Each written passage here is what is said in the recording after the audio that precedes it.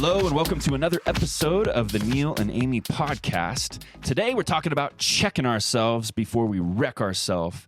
And I'm sitting here with Erik Nichols. Hello, everyone. And we are diving in. Amie is actually still in recovery mode. If you are wondering what happened to her, she jumped on last week as a guest on her own podcast. She called in from downstairs. And she actually gave us an update on how she's doing. She currently is getting better day by day. I believe we're 11 days out from her procedure, and she is getting stronger every day. Her pain's reducing just a little bit, but today she woke up and just kind of felt like she got smacked and is actually just kind of chilling out and trying to get a little bit better. So hopefully she'll be back with us soon. However, today we are stoked to jump in and talk about checking ourselves. Erik, do you remember that saying? You better check yourself before you wreck yourself. And I don't even remember what that was. That just like a cultural saying, or did it come from a movie or something? Do you remember? Man, it had to be 90s, yeah, right? Straight up. Might have even been late 80s. I don't really remember late 80s, but I wasn't born till the 90s. So why are you laughing? I don't think that's correct. It is not correct. I was born in 1980, baby, which means that the 90s, those were prime time.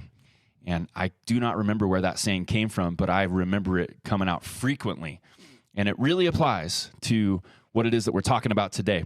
So we have a book, and I know if you've been listening to this podcast, I believe this episode is number 9. If you've been listening to this podcast, our whole series and season is really dedicated to the idea of wayfinding, which simply means that we believe every single person has a way or a path that they're supposed to be on, one that they were divinely created to be on. And as we seek and search and we figure out what our gifts and talents and abilities and our life trajectory is destined for, that's wayfinding. And so we've written a book called Wayfinder, and that book is designed to help you overcome obstacles, reach destinations. It's packed with some stories, and those stories are all geared to basically simplify the idea of spiritual development and the idea of being on track. So you can pick up that book at nealandamie.com. Right now, it's still in there as a pre-sale discount. I believe you're going to get 20% off, and then you're also going to get the audiobook for purchasing that early. So we're looking at early November, right, Erik? Something like that, hopefully mid to early. That's the goal. We're not totally sure how long the printing process will take, but we believe it should be pretty quick. And if that's the case, then early November should be our time span. Yeah, and here's maybe a fun little conversation that even the listener could jump in on. And we're wanting to encourage you as a listener. We're trying to get some of your thoughts, your feedback, your stories, listener stories. We'll talk a little bit more about that at the end. However, what I was wondering is there are pictures that I have in mind that I almost want to see placed inside this book of specific characters, circumstances, or situations. And that's kind of rare you see that in a book, these days, other than kids' books. But what do you think, Erik? What is like pictures? Does that help, not help? Oh, yeah. I think visual aids are always great. Cool. Yeah. Yeah. Listeners, if you have a preference, if you want to actually see a picture in chapters of this book, just like when you send an email to us, because that's what we're going to ask you to do at the end of this podcast. When you send your simple email, we want to know if you think that is just like a great idea or not a great idea, because over the next week or so, that's what we're doing is we're landing some of those images and throwing them in there. So that's a thought. Hey, all right. So if you're driving down the road, and I just want you to think about this, your coast is clear, everything's beautiful, and you're just driving down, let's say, the Interstate 5 freeway, which runs like north and south right up the West Coast, and all of a sudden you pull into Central California and you hit this thick wall of fog. Erik, what do you do? Do you juice it or do you stop? What do you do, actually? Do you want the actual answer? Yeah, or I want to know what you do. Answer? Both. Oh, sarcastic. Let's go with that first. Well, if it's anything like ice, you speed up, right? Absolutely. That way you go over it faster. There's less probability of something bad happening. Yeah, for sure. You just get through it quicker. Yeah, that makes sense. Yeah. What happens, though, if somebody stopped in front of you? We know the technical answer. Just last week, my youngest daughter got her learner's permit. She's 15 and a half. And she took the test, and now she's driving anybody over the age of 25 without anybody under the age of 18 in the car. And it's pretty crazy. One of the things that this, if you've ever taken this test, they tell you, like, you need to slow down. Don't turn on the bright lights, turn on the lights that are a little bit more dim. And then you if it's bad enough, pull off get into a safe zone, right? Until the fog lifts. Because if you don't check yourself, then you might eventually wreck yourself. That's right. So that's the concept. We want to, share, and these are concepts that are found in the book. It's, life transformation is actually way more simple than people want to make it. I think that it's way easier, like way more simple, but we just don't take the practical steps to actually transform in our lives. And so today we're going to focus around the concept of checking ourselves, what we also call checkpoints.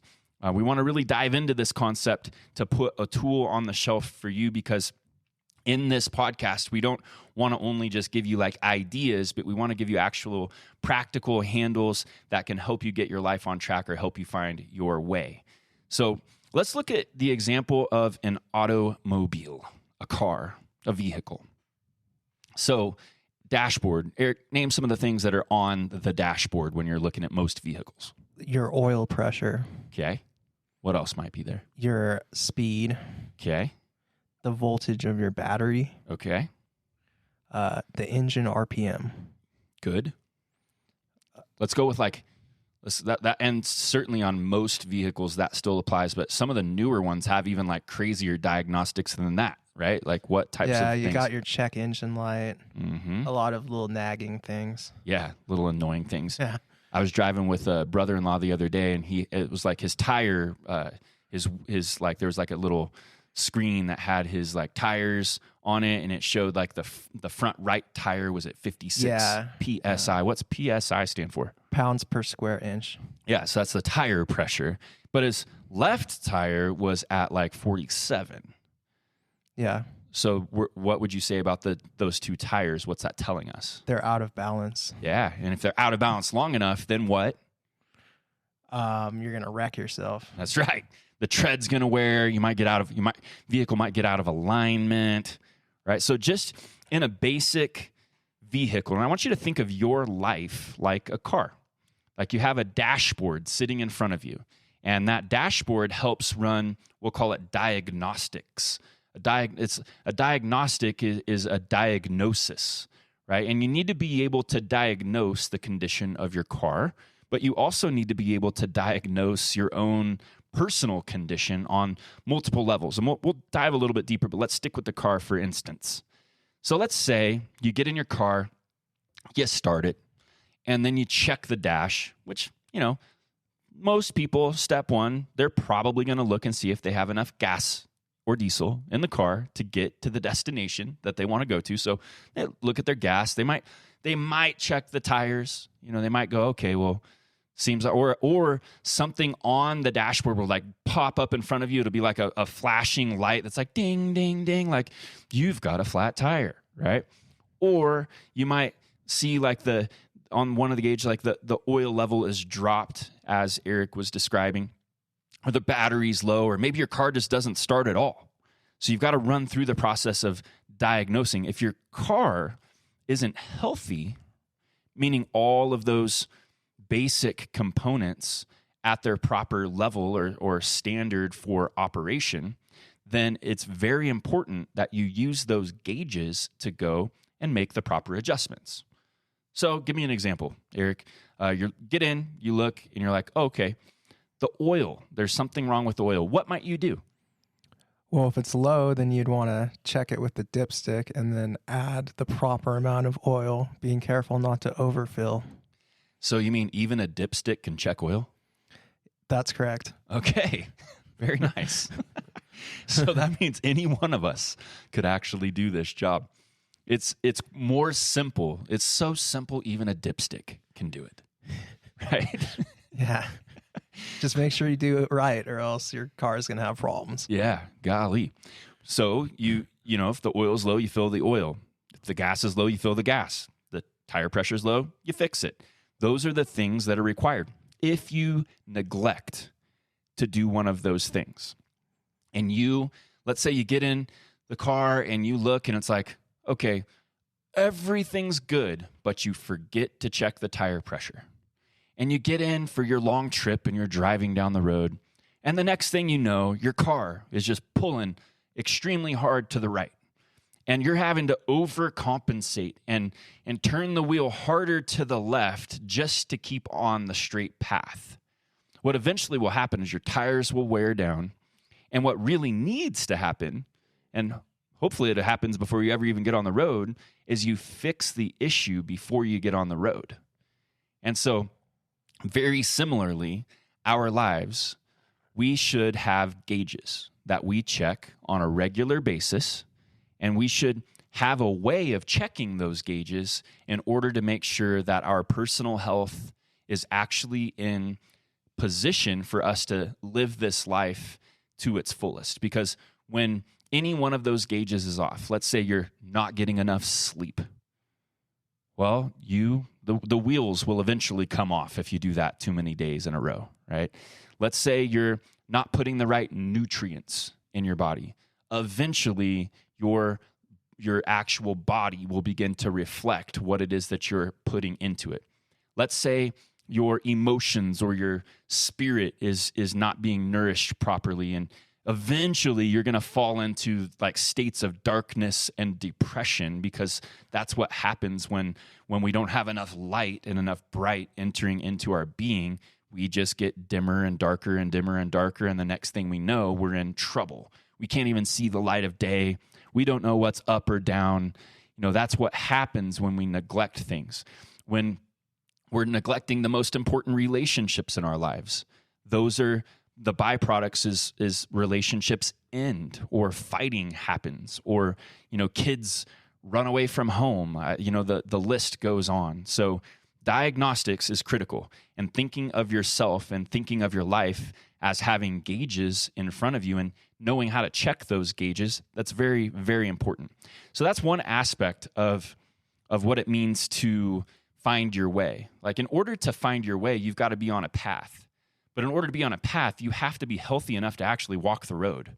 So step one is, man, let's get healthy, right? But then in addition, and I just want to think about this for a second, you start, let's say actually this very moment in time, my mom, her name is Rebecca.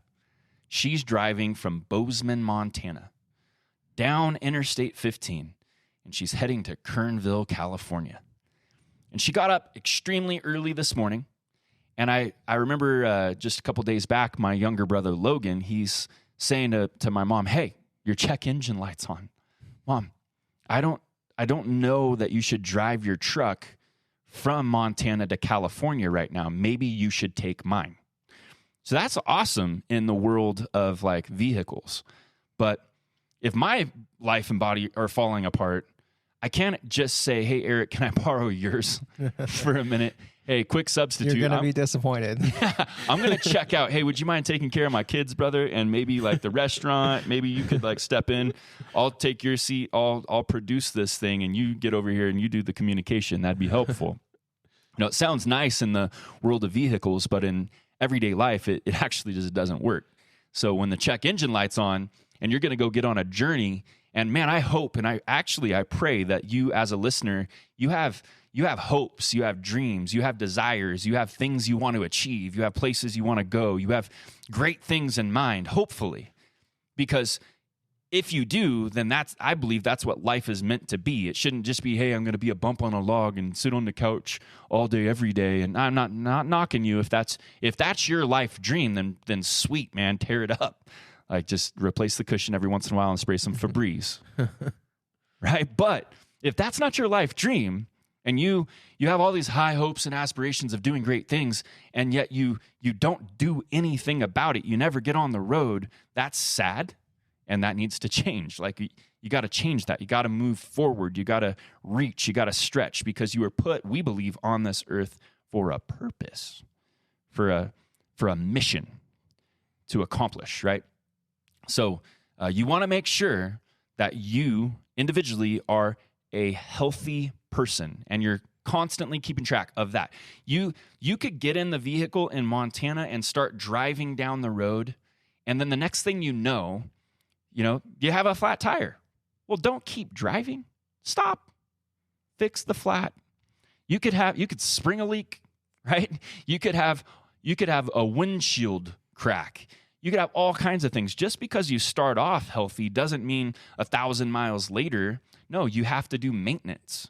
You have to do regular maintenance, checking your gauges, checking the condition of the vehicle, and you're the same way. So that's what checkpoints are about. If you don't check yourself, you'll eventually wreck yourself. And if you don't change the oil and top it off and do the things you need to, then eventually the oil's not going to be good. And if you drive for 30,000 miles on the same oil, well, it loses what they call viscosity or something like that, right? And it gets contaminated with metal particles. Ooh, that act as an abrasive on your bearings. Ooh, life becomes abrasive when you don't maintain it. See where you're going here? Yep. So, check yourself before you wreck yourself. Marriages, they need to be checked. Relationships, best friends don't stay best friends unless they do their checkpoints. Marriages don't stay intact unless you actually deal with the circumstances and the frustrations. They all require maintenance. If you think about it, pretty much every arena of life, it requires some form of checking or maintenance. People, we absolutely require that. But even like the basic trainings of like organizations, teams, schools. Just yesterday, we got in the mail our kids' progress reports. Progress report is simply a checkpoint. It's a point in time where you stop and you go, well, right now, halfway through the quarter, your grades are X in history, and hopefully not X, because that would be, you might have a C in history, and you might have a D in geometry, and you might have an A in physical fitness or PE, right? Whatever it is, it's a check that's taking place, and it helps you understand where you are. And those checkpoints are very important, because if you don't know where you are, you just keep on trucking along, and then eventually you end up with all Fs and you don't graduate and all kinds of issues happen. I'm telling you, the best organizations in the world, they pay attention to daily, weekly, monthly, quarterly, and annual metrics. They're constantly looking. And you might be saying, oh my gosh, I'm tired just listening to this guy talk about checking. Well, you'll be way more tired if you keep eating bonbons and Lays and you land in the old hospital bed.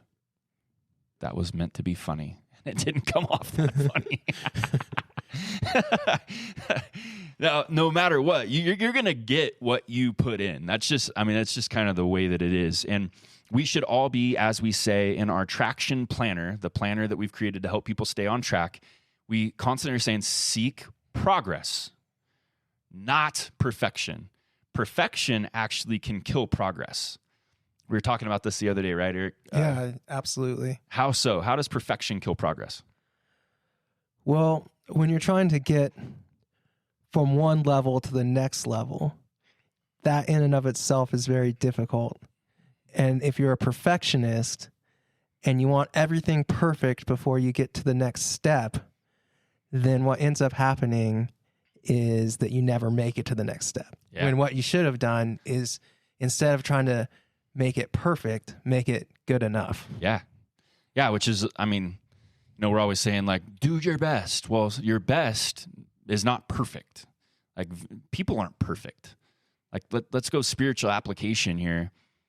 we say the only perfect person to ever walk the face of the earth was the Son of God. Specifically, that's the only perfect person that we perfectly claim or would claim that has ever perfectly walked the earth. So if our expectation is just perfection, then we better sit, quietly, never move, never breathe, never do anything because we're afraid that we're not going to do it perfectly. Perfection kills progress. It actually does. Quincy, our youngest, used to, draw, or, she would do her writing sheets when she was young, and she's just a perfectionist. She loved her letters to look just perfect, and if one of them just barely went outside of the line, she'd rip the whole page up and she'd throw it away. And I'm like, whoa, okay, well, that's a bummer, because now you're going to have to do it again.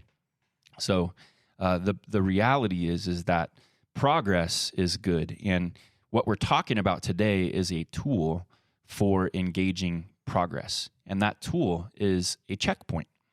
So last week we covered, and if you did not listen to last week's episode, we really would encourage you to go back. It was called Shh. Quiet time. Quiet time has the ability to change the game.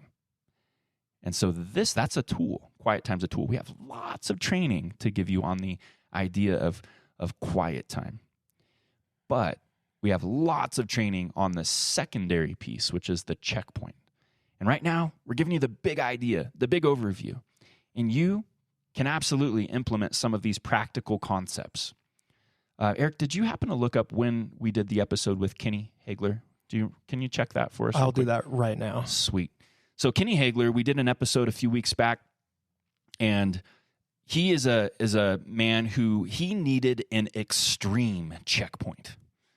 His, checkpoints, if they're done frequently enough, then we don't get that far off track because we use the checkpoints to stay on track. But Kenny, he had gotten so far off track with his personal health, with his actual physical weight, and with darkness and depression. He'd gotten so far off track with those, he needed an actual massive break, a massive checkpoint to get himself back on track. Did you found that episode? I did. It's episode 5, and it's titled Born to Fly. Sweet. And we believe each of us are born for greatness, or born to fly, born to soar. So go back and check that out, and you'll hear more of like the practical of how Kenny's life changed. But Kenny's life specifically changed through this checkpoint process. That's the tool that we used to change his life. So day 1, which was 9/11 of 2018, I believe, Kenny sits down and we do a checkpoint. We say, hey, Kenny, where are you in these areas? And we listed the areas. And then he dug in and he answered those questions honestly. And then we formulated a plan of attack, essentially, to move forward and see small incremental changes take place in his life. If we expected that Kenny was going to lose 80 pounds in 1 month, we would have absolutely failed him, and we would have been very frustrated. But we didn't determine that. We just simply said, we're going to start taking these healthy steps, because one of the things that needed to be fixed was he'd gotten extremely overweight.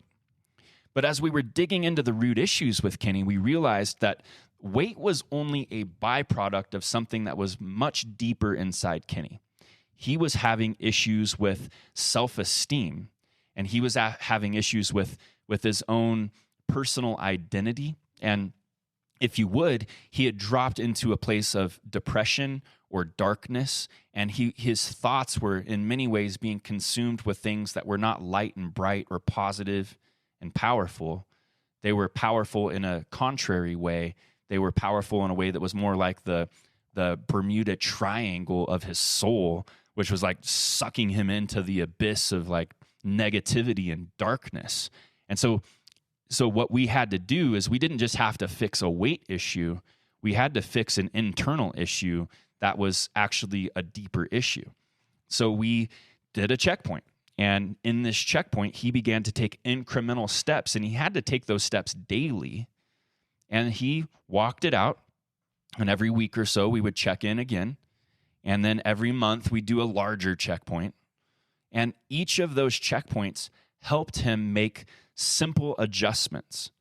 Maybe he needed to, at step 1, he needed to simply, checkpoint 1, he simply needed to exercise 15 to 20 minutes a day, and he was going to do that for an entire month. Well, at the end of that month, that 15 to 20 minutes was no longer difficult for Kenny. It actually was quite easy. And in fact, he much surpassed that. About week 2, he began not just walking on the treadmill and gasping for air, but he began to feel a little bit of energy. We like to call that energy the traction effect. The traction effect. That's like when you start to feel momentum because you're taking good, healthy steps each day, like energy, it begets more energy. And then when you get that energy going, and then more energy shows up. And that's what began to happen. So at checkpoint number 2, which was month number 2, what ended up taking place for Kenny was now we increase his health track, and we expand his exercise routine, and we hone in his diet a little bit more so that he can continue to experience more results and continue to transform into the person he was called to be. So that's how Kenny did it. It was truly through a checkpoint process. And this checkpoint process is something that you can teach kids to do, or you can teach the Dalai Lama. Who is the Dalai Lama anyway? Do you know? He's the figurehead of Tibetan Buddhism, I believe. Yeah, good job. I knew you were going to know that. That's why I threw that out there. It's like there's Erik, there's Google. Those are like two things. Yeah. If Erik doesn't know, he'll Google it, but it's kind of rare. So even, I mean, if we were to dig into the Dalai Lama, I bet you the Dalai Lama has a self-diagnosis process. I bet you he has a way of reflecting and kind of looking at his life and seeing if he's out of balance, out of shape, any of his gauges are depleted. And if they are, I bet you he has a plan of action. And so if we can learn at whatever age and stage we are to implement a checkpoint process, it has the power to change our lives, it has the power to change the future of our families, it has the power to change our businesses, it has the power to change our finances. All of these things are impacted through a very simple process and system. So, practically, before I dive into that, when you look into the Wayfinder book, and I hope you do, I hope that's something that you purchase, and then if you start reading it and it's like, you know what, this is not landing for me. And I'd be surprised because we've had a pretty broad test audience of people who have it all together and people who do not have it all together. And each of those audiences were fairly challenged by some of these concepts. If, however, you get into it and you're like, you know what, I think this person really could benefit, then gift it to them, get it to them. Let us even know if we can help in some way, shape, or form get resources to people, because the reality is that many, many people in this world are struggling with very deep and hard and very difficult circumstances. I was asking Erik prior to recording, what should we talk about? Because I have stories of checkpoints that impact divorces, stories of checkpoints that impact health, suicidal thinking, business transformations, businesses that were tanking, that needed to stop and actually figure out how to move in the right direction. All of that can be done through a simple process. And I think these steps that we're communicating via the Wayfinder book, they apply across the board. So let's actually look at the steps. Unless, Erik, you have another direction that we should take. Is there any other cool conversation we should be on right now? No, I think we should dive into the steps. I think that's a great place to take it. Sweet. All right. If you have a pen, if you have a notebook, if you're driving, it is not recommended. Don't write this down right now if you're driving, because then you'll wreck yourself. What you need to do is you need to remember these steps, though. Number 1, quiet space. Now, quiet space is, you could think of that in many different ways. It could be an actual quiet space, a space where there's no talking, a space where there's not people. I think it was the last episode where I talked about hurry, crowds, and noise, or at least I wrote it into a post somewhere. Hurry, crowds, and noise. A man by the name of Richard Foster says this, quote, those three things are not of the devil, they are the devil. Hurry, crowds, and noise. Life, we rush, right? Life, we are zooming through. Life is full of crowds. It could be, crowds in the little town, at your work, as you're trying to go shopping, whatever it is. There's people everywhere. This day and age, there's social media where we can totally inundate ourselves with crowds, where we wake up in the morning and we check to see what the crowds are doing. So hurry, crowds, and noise. Noise is whatever it is that takes your mental space and doesn't have, I can listen to music and have a quiet mind, but some cannot, right? Listen to music and have a quiet mind. The noise that's being referred to here can be actual noise, but it also is noise that happens within, the spaces of your interior world. So finding a quiet space is a critical component. What's most critical is that you are internally quiet, and sometimes you can have external, noise and still be internally quiet. But if you're not somebody who can do that, then find an actual space that's completely quiet. That's step one. Step two is diagnose. Diagnose just what's happening and use a system for it. We've created a system to help you do that. It's found in the Traction Planner. You can find that at nealandamie.com. Right now, we've got a 33% discount on that as we're wrapping out the 2020 year and we're rolling into a new year with a fresh planner. You can pick up one of these Traction Planners and it can absolutely help you accomplish this. It's a system. And in that system, you got to ask these questions. These are important. There's sub-questions, but these are the big ones. Where am I? Where am I going? What will stop me? And how will I get there? And that how will I get there question is very important because it is the practical that will lead you to the next step. Step one again, quiet space. Step two, system for diagnosis. Step three, get an action plan. An action plan to actually achieve what it is that you're trying to do. If you're looking for transformation in your marriage, stop spending all of your extra time at the gym. Unless your spouse is with you and she or he wants to do the same thing. If your top priority right now is to fix a certain component in your life, then you've got to minimize the things that are taking away or detracting from that very thing. So, how are you going to get there? How are you going to, fix a certain issue or get back on track in a certain place where you've stumbled? You've got to have a plan of action. And that plan of action is very specific. What steps am I going to take? Just like Kenny, he wanted to lose weight. In the first month, he was able to drop 20 pounds. By the end of the first year, he was able to lose 80 pounds and really, truly experience a true life transformation. Okay, so practical. I know I'm probably sharing a lot of detail with you here. Number one, quiet space. Number two, system for diagnosis. Number three, plan of action. And number four, accountability.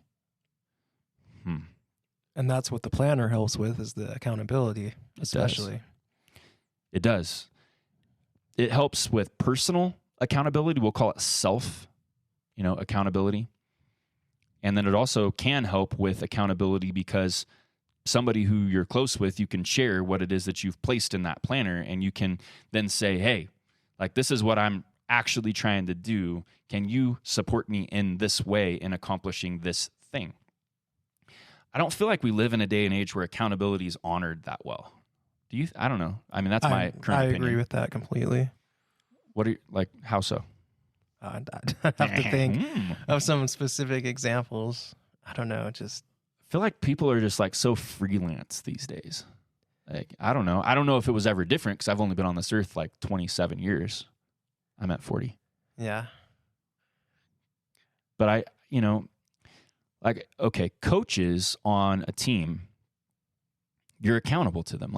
If you don't show up to practice on time, typically, a good coach would say, well, hey, then you're not going to play. Or if you, mess up in the game in a certain way, and then you show up to practice, typically that coach is going to keep you accountable to developing in a certain area. Like coaching is very important, but I feel like this day and age, we don't really honor that. Like parents, the design of the family, I would say the God-given design of a family is that it's supposed to have good coaching in families.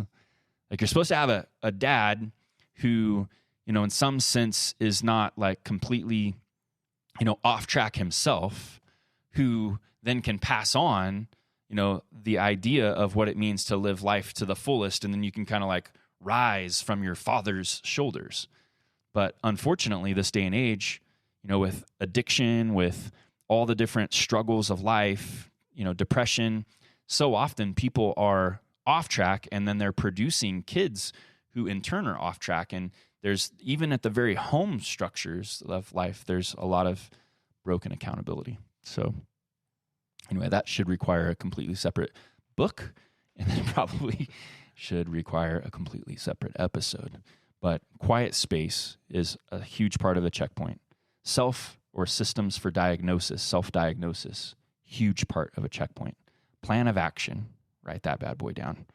And then accountability. And I think self-accountability is very important as well, because with that, you can change the game. I think I want to share just a quick self-accountability that I try to walk through, and I have for the last couple of years, to give you an example. In my health track, which is part of the system that we describe in the traction planner, a lot of the time I'll write, and if you were to look over my last 3 weeks or so in this book right here, you would see that I write in my step for health, I write H2O with an arrow pointing up. H2O up. And if I have like meetings from like 9, 10, 11 o'clock, something like that, I don't want to H2O up too hard at 8 a.m. because then I'm going to be like up and out of my meetings frequently and having to use the restroom. But a lot of the time I'll write H2O up after whatever my last meeting time is, where I know my day's got a little bit more freedom, right? So normally, and I don't know about you, and I'm not saying that this is the best thing, but typically I'll wake up in the morning and I'll get a cup of coffee. Erik, is that kind of a system that you have too? Absolutely. Okay. It's more of a necessity. Absolutely. And do you like drinking really crappy coffee? I do not. No? So you like more of like a coffee like snob? Yeah. I like that about you. That's definitely, you could say that. And it's not that I won't drink bad coffee. If it's all you've got. If it's all I got. But I prefer to drink good coffee. Yeah. So you get up and you get that cup of coffee. What I had been finding in my life is that I might drink a couple of cups of coffee, and then there's certain things about the stimulant of coffee that it's a diuretic, so it makes you lose water. So in some sense, it can dehydrate you if you're not careful. And then it can cause headaches too, because you're losing water. And then it also can be an appetite suppressant. So it's a stimulant and an appetite suppressant. At least I believe that studies have shown this. And I would say if I drink coffee and I keep drinking coffee and I drink several cups of coffee, then I really don't get that hungry. And so I won't eat, or, hours will go by and I might skip breakfast or things of that nature. So my self-accountability is that I get up and I drink at minimum 20 ounces of water if I can, right, before I have my first cup of coffee. And it really just depends. I mean, I don't perfectly do this, but that's a form of a guardrail that helps me reach the destinations that I have, which is just simply to drink more water. Now, that's a pretty basic, simple thing, but those types of accountabilities can be set up in your relationships. They can be set up with your finances. They can be set up with your on-the-job performance or your business performance. All of those things have the ability to, little by little, drastically change over a longer period of time the impact of what it is that you're seeking to do. So those are practical details. Those are top-level practical details. We have a lot more training and coaching that we can offer in these areas, but just simply with what we've shared in the last 10 minutes, those simple points truly have the power to bring some massive change to your life. So if you need to, scrub back really quick and make sure that you write down those points and then begin to take steps to implement some of this. Last week we were talking about quiet time and how and some of the tools you need in that quiet time. For checkpoints, you need those 4 practical tools that we just listed. And then the following week, next week, most likely we're going to touch base on a different component. And I think it's the 1, 2, 3 punch for life transformation that you will learn about in the Wayfinder book as well. So that is what we want to share today. Erik, you have some closing thoughts for our listeners? Yes, I do. I'd just like to remind the listeners that we're interested in hearing your stories. So if you would like to, please send your stories to info@nealandamie.com. Also, please rate, comment, like, subscribe, and share the podcast. This helps us reach more people. The algorithms like engagement like that, and it allows us to reach new people and help them. Awesome. I think that covers us for today's episode. We are looking forward to jumping back in with you next week. We will check you out then.